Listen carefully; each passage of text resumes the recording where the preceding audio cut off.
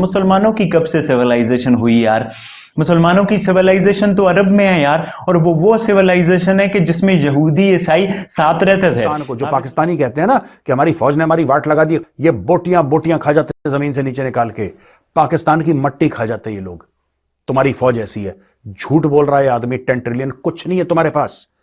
Pakistanis are basically unfortunate people जिनको की बुद्धि विवेक से हीन कर दिया गया है। वो इस्लाम को जिस फॉर्म में देखते हैं दुनिया उस फॉर्म में नहीं देखती है। Welcome back to Pranews. Pakistan's army chief engaged with students at the Jinnah convention in Islamabad.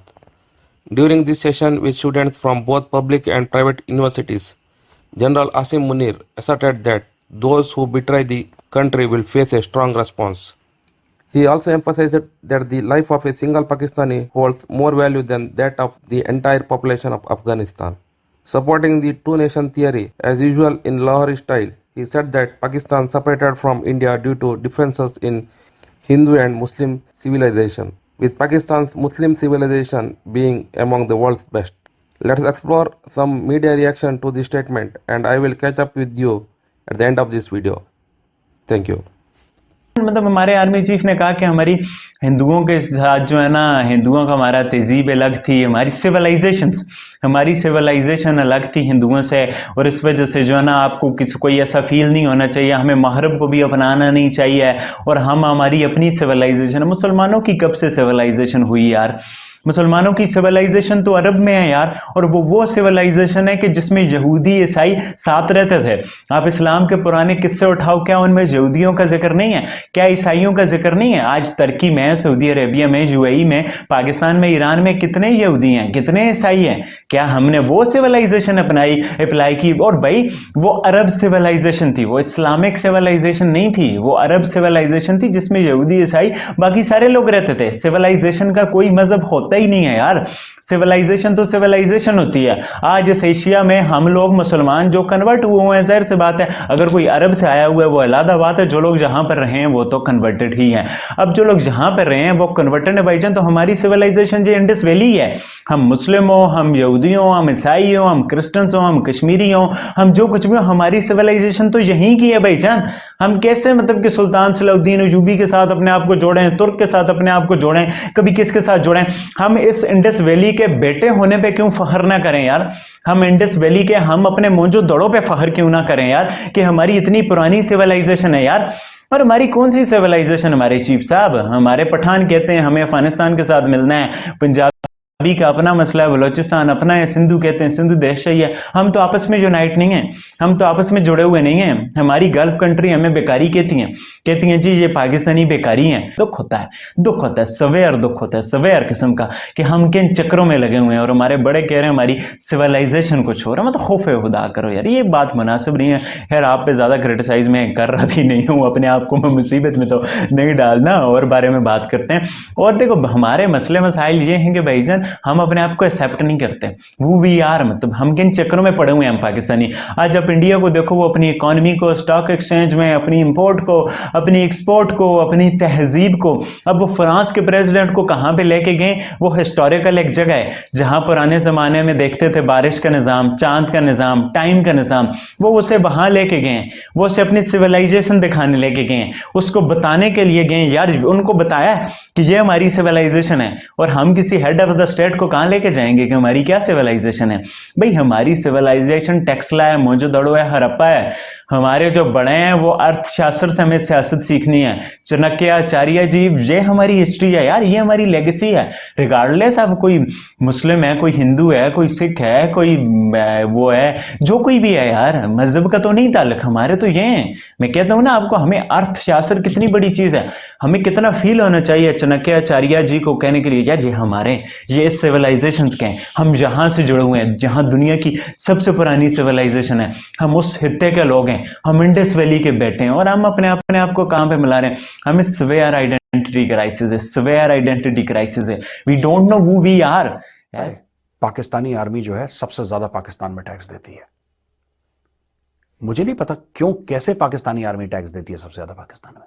या तो पाकिस्तान का बेड़ा ही गर्क है, क्योंकि कोई भी फौज को जो तनख्वाह मिलती है वो तो सरकार देती है तनख्वाह, पेंशन मिलती है, वो सरकार देती है तनख्वाह। आप सबसे बड़े टैक्स पेयर कैसे हो सकते हैं? मुझे ये बात ही समझ में नहीं है, लॉजिक समझ में नहीं आया। इनकम टैक्स तो दे रहे होंगे आप, और क्या दे रहे होंगे आप? एक आध और टैक्स दे रहे होंगे आप, कोई ट्रांजैक्शन टैक्स होगा आपका, वैट टाइप का, जीएसटी टाइप का, और क्या दे रहे होंगे आप? पाकिस्तान आर्मी सबसे बड़ी टैक्स पेयर है। या तो इसका मतलब पाकिस्तान की पूरी इकोनॉमी का बेड़ा ही गर्क है। अगर तुम्हारी फौज जो कि 6-8 लाख की है, वो सबसे ज्यादा अगर पाकिस्तान में टैक्स दे रही है, इसका मतलब पाकिस्तान डूब चुका है, बस तुम्हें नहीं मालूम। डूब चुका है पाकिस्तान इकोनॉमिकली, तुम्हें नहीं मालूम, या तुम्हें मालूम है, तुम छुपा रहे हो। पर दोस्तों, ये सब कहने के बाद जो सुपर भंड मारा है, ये पाकिस्तान के आर्मी चीफ ने सुपर भंड प्रोमैक्स क्या मारा है कि पाकिस्तान के पास मिनरल डिपॉजिट्स 10 ट्रिलियन डॉलर्स के हैं। ये आसिम मुनीर कह रहा है कि पाकिस्तान के पास जो मिनरल वेल्थ है, नीचे जो लोहा है, सोना है, हीरे जवाहरात हैं, कॉपर है, जिंक है, लिथियम है, ये जो खनिज पदार्थ होते हैं, वो 10 ट्रिलियन डॉलर्स के हैं। 10 ट्रिलियन डॉलर्स। तो तुम क्यों उस पर कुंडली मार के बैठे हो भाई? निकालो। कहता है हमारा जो टोटल डेट है वो 128 अरब डॉलर का है, लेकिन हमारे पास जो एसेट्स हैं जमीन के नीचे, वो 10 ट्रिलियन डॉलर्स के। अच्छा, यही झूठ पाकिस्तानियों ने अपने बच्चों को बोला। यही झूठ लगातार दर लगातार दोस्तों पाकिस्तानी अपने बच्चों को बोलते हैं और अपने बच्चों को सिखाते हैं कि तुम दुनिया में सबसे इंपॉर्टेंट हो, तुमसे दुनिया में कोई ज्यादा इंपॉर्टेंट नहीं है, तुम सबसे ताकतवर हो, तुम मुसलमान हो, तुम कलमा पढ़ के बने हो, तुम्हारे पास एटम बम है, और जिस जमीन पे तुम कदम रखते हो ना, उस जमीन के नीचे 10 ट्रिलियन डॉलर्स का सामान पड़ा हुआ है। पाकिस्तानी खुश? वो वैसी निठल्ले, वैसी निकम्मे, वैसी काम करके खुश नहीं, वो और लंबा लेट जाते हैं रजाई तान के सर्दियों में।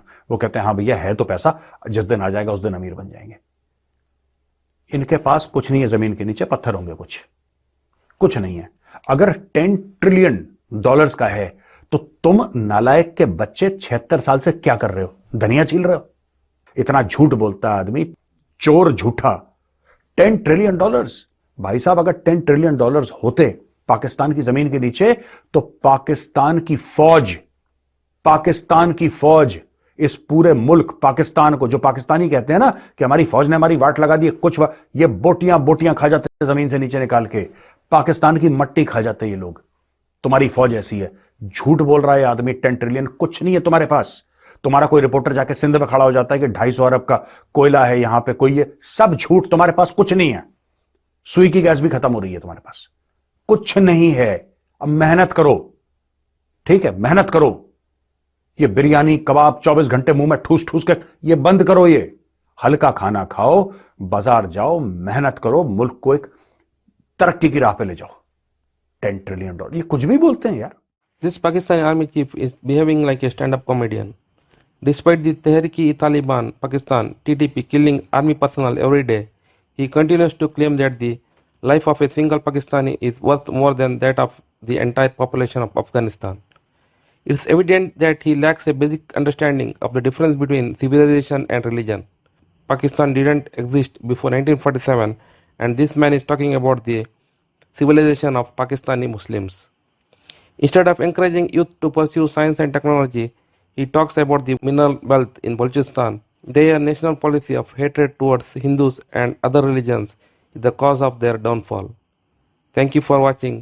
If you found this video informative, please share, like, comment, and subscribe to the channel. Thank you.